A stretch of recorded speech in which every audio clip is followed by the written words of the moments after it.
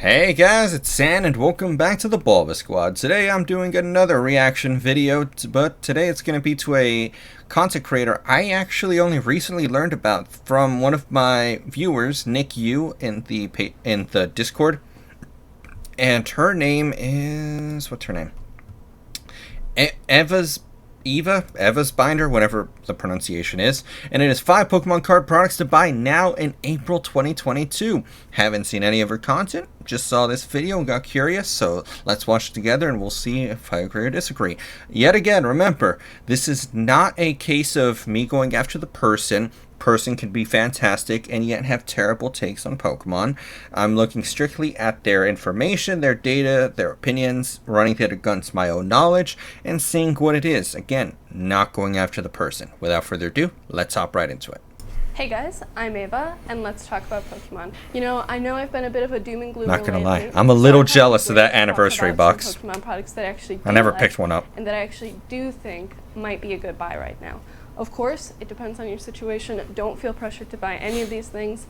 Buy what you can afford. This is not financial advice.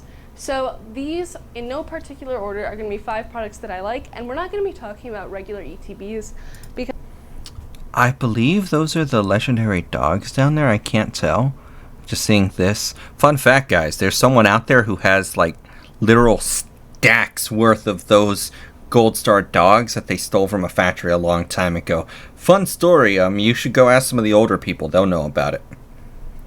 Because I think those would fill up a good part of this list. I wanted to offer you guys some other products aside from just talking about, main set ETBs. So we're going to be talking about some other items on this list today. So the first thing we're going to be talking about is the Arceus V figure collection. So this is a very, very cool product. You can see it right here. I'm sorry, editing Ava, for making you have to do any tiny bit of work.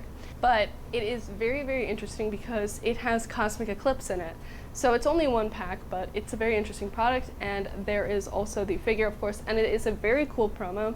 So if you're able to find this, it's still going for pre-order, so you might be able to find it for a good pre-order price, or once it releases in stores. I think if you can get this for MSRP, it's definitely a good pickup. And this one I think would be especially good if you are looking to open it, because there's some guaranteed value there. I personally do like collecting figures, so for me this is something that I would want to collect to open. And I do also love Arceus, and I want that card as well. And there is some good pack value in there as well. I believe it is 2 Brilliant Stars packs, 1 Cosmic Eclipse, and 1 Chilling Reign. And this is, of course, for US versions. I think European might have different packs. But that is the first product that I want to recommend. I think it is very, very cool looking. I do need to say this, right? So, as far as I can tell, this is a very investment-oriented channel. I looked through some of the videos. And this video is called 5 Pokemon card products to buy now in April 2022. And she had to make the disclaimer of this is not investing advice. All of this together gives me the impression that this is pretty much an investment-driven analytical approach. Yes, she did say this is partially what she likes and some interest in whatever she wanted to collect. But at the end of the day, there is a layer of investment, let's say just suggestions, underlying this entire conversation. So I have to come at it from that perspective. Remember, I'm not that much of a collector. My opinion, you want to collect something, your money, I don't care. Burn it for all I care. It's a collectible item. That's what you like. That's how I felt about my Magikarp Gyarados ponchos, my Shining cards, all that stuff. That was just what I wanted. I didn't care about the price. I still don't know what they're worth at this moment. I haven't looked at them once. I just kept them because I liked them. Everything else I do update my prices and I look at them. Arceus V promo. Since this point in time, you can't get it at MSRP all that easily, as far as I can tell, okay? I haven't been able to see them in stores as of late. On TCG Player, they're going for $40, if I recall correctly. After doing the math, I don't know if this came before or after one of the previous ones I've recorded. It's not worth it at that price. If you get it at MSRP, it's going to be a little bit above MSRP in regards to your value. Promo's good. We've seen promos come out fairly well, but the print run is a massive unknown. Yes, it has the figure, which is a fantastic point that has been made by previous content creators, but we don't know how that's going to behave. We don't know if they're going to make more figures to go ahead and print a ton of them, or maybe they're going to limit it. It's an interesting idea. Remember, one of the things I do like pointing to is Generations Collection. There was a figure variant, and then there's also the jumbo variant. So maybe they make a jumbo later on down the line. Hasn't happened as of late, but it's a possibility. They have had a track record of doing these things. Let's go on. And for 25 bucks, if you can get it for around that price, definitely not a bad price at all. So the second thing I want to talk about today are the Sword and Shield Elite Trainer Box Pluses. So these are kind of black and gold boxes, if you've seen them before, with Stacian or Zamazenta on them. They are effectively the same as the Sword and Shield Ultra Premium Collection, not the Celebrations one, but if you've seen the original Sword and Shield Ultra Premium Collection, it had both of the promos that come in these ETB Pluses. However, it was just one product, and I believe the MSRP for it was $100. It's going for about $140 now. The ETB Pluses each have an MSRP of $60. However, I want to say that I like these more, actually, because they display much better. I think they look much cooler from the outside. The Ultra Premium Collection doesn't look that cool. I mean, it's kind of like the Celebrations Ultra Premium Collection. The packaging on those isn't the best, but the ETBs, I think, do look great, and those have more appeal for people who specifically collect ETBs, so I think that might give them a tiny bit of an edge. However, in my collection, I do have both, so I think either one is a good option. Be mindful of the price you're paying. So the MSRP is, of course, $60. You can't necessarily find them that easily for that price anymore, but I think you can find them for under $70 if you're looking. And so that would be about a 15% markup. And for what the product is, I think that's a fair value. I do think these are going to continue to appreciate in the long run. They have a lot of value in them, especially because, you know, they come with promos. They've got a bit higher quality products inside. I just think they are really, really cool products, and they're something that I would recommend to people, especially people who are interested in collecting. I think a lot of people don't think about these very often. They just don't come to mind, but I think down the road it'll be something you'll be glad to have in your collection if you do decide to pick it up. Alright, so I just finished doing some quick research on it. So I see there's about $52.50 worth of value within each one of these respective Elite Trainer Box Pluses. Yes, those promos are just $5 a piece. I have seen multiple sales of people paying like just dirt cheap prices for these things. No one wants them right now. There's just too many of them. At the current price of $70, let's say we go with her price. I have seen some of those. We're not accounting for checks. That's still an $18 deficit. Not to mention, these ETBs are quite wonky. They are bigger than normal ones. And ETBs are expensive to ship to begin with. They're like $8 to $13 depending on where you go. And that means we're looking at an let's say $86 cost base, or $86 to break even. Going based off of this information from whatever price you purchase, that's not a great increase you need, and the intrinsic value is not very good at all. The legendary doggos, Charizard is Z, Pikachu is like S tier. I would probably put Zacian and Zamazenta somewhere in between the A and B tier. Like, they're just not... They're good, but they're not something that if I were to throw them into any set, the set's going to do well by default. Like, that's not what I've seen from them. So, they're not that much of a flagship Pokemon. They are a slightly weaker one that for an ETB. Not as weak as, what's that thing called? The one that was on the Rebel Trash ETB. Absolute garbage one. So, yes, I do think it's not a half bad purchase, but you really need to get that cost basis down on it. The entry level, I don't like it. Yes, no more is coming, but we've got Sword and Shield base, Rebel Clash, and remember, if either of these two get reprinted, which I pointed out, the prices are set where they could get reprinted, that price is going to tank, because I valued Sword and Shield at $5, Rebel Trash at about $4.50. Very expensive sets by comparison to everything around them. Then you got Rebel Clash, which I valued, I believe, at $2.50 just now. And then I valued my Vivid Voltage at roughly the same level. Not great so far from what I'm seeing on these things. I would have to say no on the investment front. If you want it for collection, again, it doesn't matter. Do whatever you want. Investment front, Not looking good, in my opinion. The next one is a darling child. It had to be included. It's the EVV Max Premium Collection. So when I say this, I don't mean you should go on TCG Player and pay the $190 that I think it's costing to get 3 of them. You can find them elsewhere. Thank you for saying that, because there's far too many idiots out there who will not say that, and then there are equally dumb people that will just buy it. Where I've seen some listings on Amazon for like $51. However, you do want to be mindful of the seller, and of course you might be able to find them in store, but I think if you can find them for $50 or below, they are probably worth it. We all know what's in there, so I don't want to spend too much time talking about it, but the promo value in those is so real. It is actually amazing. You get the V, you get the V Max, and of course the jumbo card. They're very, very cool. So I would definitely recommend those to anyone. I think these are definitely going to hold their value, but I'm not telling you anything you don't already know. And I was thinking about listing the Reshiram Charizard and the Pikachu and Zekrom premium collections on this list, but I think these Eevee ones just eke them out a little bit more. The Charizard one, though, is an honorable mention. I think that'll probably perform better than the Pikachu and Zekrom one, and it is, I believe, $5 cheaper, actually. So in terms of your percentage ROI there, you already have an advantage, and then I think Charizard will appreciate more. So either way, I think that one would beat out the Pikachu and Zekrom. So there you go. There's some bonus. And again... So, I need to say this, right?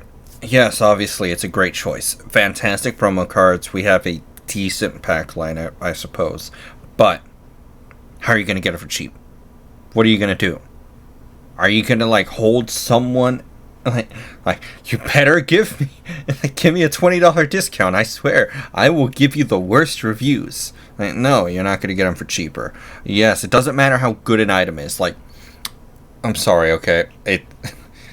It's like me saying Cosmic Eclipse is a fantastic purchase. Just don't pay $400 for the box. Get it for $150. It's just not going to happen, okay? I'm sorry. So... well, yes, it's a fantastic thing. No one can argue against that. The price is the barrier to entry and has too high of a buy-in price with too much of an unknown opportunity cost for my taste right now. Got them at MSRP? Fantastic. I only bought one set and then I opened it. Well, I just didn't care. But that's all I got to say about that. It's got to be a Fusion Strike booster box. You can get them for below $85 still. And for that price, it's just an amazing deal. It's 36 packs. You're paying less than $3 per pack. You're paying well under $3 per pack. It actually works out to like less than $2.50 per pack because 36.72. Yeah, no, it's got to be. It's $2 a pack. It's a great deal, and the reason it's so good is because you're paying very close to wholesale. So you kind of have this minimum bar where it's probably not going to dip much lower, and it's important to minimize downside, as we always talk about on this channel. So when you buy this, okay, I was right. It is investing. Money is very, very minimal, and if you do, it might be a 10 or 15% drop in the short run.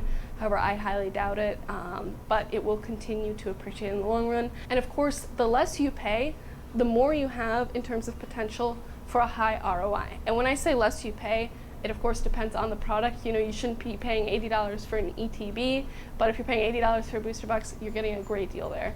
And this also goes for Chilling Reign or Battle Styles. I think this applies to all of them. I just think Fusion Strike is a really, really good set, but of course I have been buying all 3 of these and adding them to my collection, so think about it. Alright, so right back where it always goes. No matter how hard I try, I can never get away from it. The cost basis. The cheap cost basis that everyone seems to love. Just cannot get enough of it. I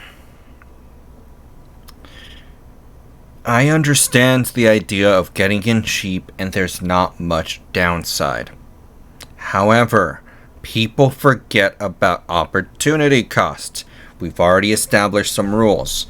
Here, let me lay them out for you, just in case you guys forgot. 1. Things out of rotation do not typically get reprinted. And okay, that's rule number 1. Rule number 2. If they do get reprinted after out of rotation, they are typically negligible reprints. Rule number 3. If something appreciates too much within the rotation, it is more than likely going to get reprinted. These are the things they have shown they will do. Very rarely do they break them. They only did it for Sun and Moon with Cosmic Eclipse and other sets because Sword and Shield exploded due to the Logan Paul boom during 2020. It took me a second to remember the year. Yes, you can buy into Fusion Strike $83. As she said, the downside is really negligible. But you are looking for this box to go to over $100, so before you can make any, let's say, reasonable amount of money or impactful amount of money. Impactful, I would say, is like $10-20, okay? Because after your shipping fees and your eBay fees or wherever you decide to sell, if you take it off platform, good luck to you. Scams are coming for you. I don't know how long these things will actually stay where they are going to stay where they are. That's the opportunity cost. How long before it appreciates? If it does begin to appreciate because people are buying into it, trying to pile drive into it the way they did with Battle Styles, the way they try to Chilling Grain, all these sets, and they do successfully drive the prices up, if Pokemon reprints even the smallest amount of it, it's going to tank it again. At this point in time, I don't like Fusion Strike. When was it? November 2021 is when it released. Around that time, if I recall correctly. I might be slightly off, but it was last year, very tail end. We are, let's say, 6 months into its life cycle. There's still 18 months to go. 18 months until it goes out of rotation and the amount of supply that'll hit the market is negligible and you don't really have to worry about it anymore. It's just too much time spent whenever I could very easily turn around and go Sword and Shield, Rebel Clash, Champion's Path, all these sets that I know are going out of rotation in just a few short months. What is it? 4 months? 5 months maybe? And then they're done. If they get hit with reprints, I know they'll tank, but guess what? At that point in time, my opportunity cost is dramatically lowered. That is the argument I always have to make against this, because this is the narrative that has been perpetrated by everyone, and nobody has really thought to try and go against it and try something else, which is why I always get so much pushback whenever I argue against this, because yes, having a lower cost basis does give you nicer ROIs in terms of percentages. But if you can control the supply, you can theoretically increase the rate of return because the supply becomes finite versus right now it is infinite. And then the final thing on this list, I think is probably the most obvious one and, definitely the best recommendation I think I could give, which is the Pokemon Center ETBs. Yes, they are being printed a lot, but it doesn't really matter. They are still going to be rarer than the alternatives, and it's crazy because the Brilliant Stars one, the Fusion Strike one, and the Astral Radiance ones are all in stock on the Pokemon Center website as of when I checked last night at like 10 p.m., which means that you can still get all of these for $50, which is their MSRP price. That is a very, very fair price. Now, of course, the contents in them aren't that much better than a regular ETB. ETBs never have the best contents, if we're being honest. It still averages the $5 per pack that we see in regular ETBs. However, again, you get that extra bit of rarity.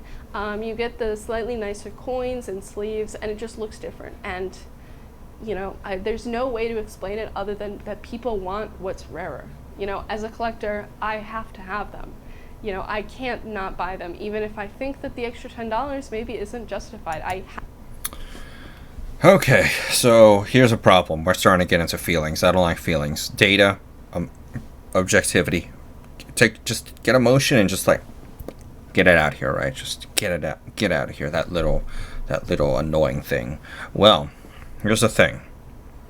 Yes, Pokemon Center ETBs have been kind of like a shoo-in so far, because rarity, that's the argument everyone makes. But the question is, who's opening them? Ask yourself that. Who's opening Pokemon Center ETBs when you could be opening the regular ETBs or any other product for about the same price or cheaper? Right? Ask yourself that. Are the ETBs going into the hands of real people who are cracking them, or collectors slash investors who like to buy these things, be like, oh, I love it for my collection, but you actually don't like ETBs? You're just like, oh, I like the money, so I'ma like it now. And there's another thing. We don't know how ETBs are going to behave in the future going forward. I always go at these things hard. Circumstances completely different. I don't know if I said in this video already, supply went down because no one wanted them. Suddenly chase changed, demand skyrocketed, supply was down, so price went up. Now demand is where it is, supply is where it is, at a pretty high level because everyone wants to invest in them because of the ridiculous 1000% returns. Just Jesus, that was insane. I still can't believe that happened.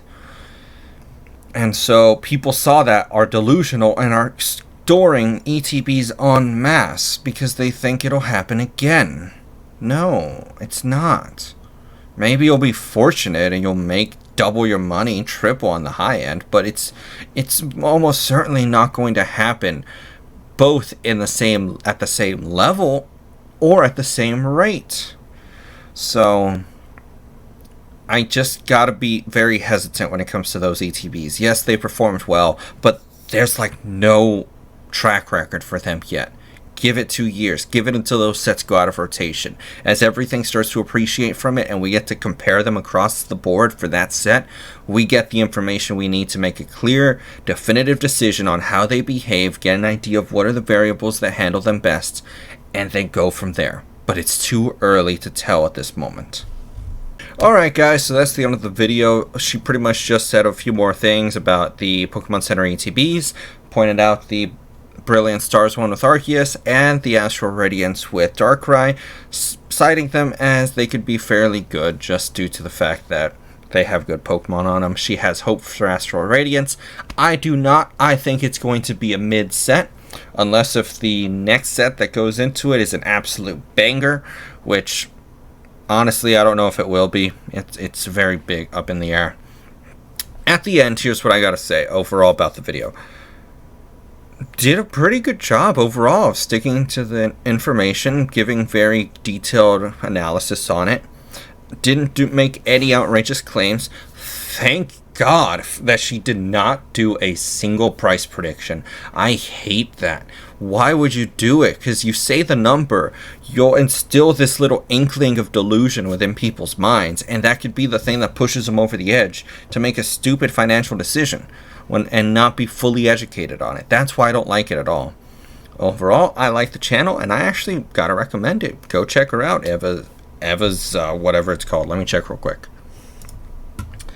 Eva's Binder. And Eva, if you're ever interested in doing a live stream, I'd be more than happy to have you on. I think our opinions are different enough that it could be quite fun to chat with you. Either way, guys, if you guys enjoyed this content, tell me, what did you agree with on this? What did you disagree with on this? Do you think perhaps I didn't take it hard enough, or I was too lenient? Either way, did I take it too hard, or was I too lenient? Tell me down below in the comments. If you like this content, leave a like, consider subscribing, and I'll see y'all next time. Bye, guys.